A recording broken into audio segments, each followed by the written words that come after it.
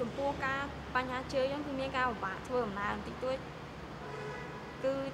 ខកខានការរៀនសូត្រខ្ញុំខ្លះដែរចំពោះមិត្តភ័ក្តិគឺគេស្រឡាញ់រាប់អានខ្ញុំដូចមិត្តភ័ក្តិធម្មតាគេមានការរើសអើង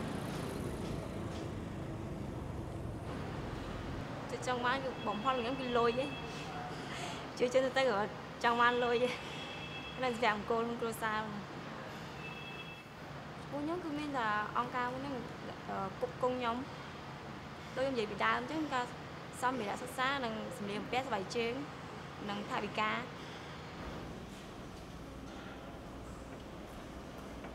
បប្រទេសកម្ពុជាក្នុងកំឡុងពេល10ឆ្នាំឬ20ឆ្នាំខាងមុខអាចមានការអភិវឌ្ឍប្រជាជនឬក៏ខ្ញុំផ្ទាល់អាចមានលទ្ធភាពទៅដល់ឈោងទៅដល់នឹងបានហើយគ្រួសារខ្ញុំក៏អាចសប្បាយចិត្តជាងនឹងដែរ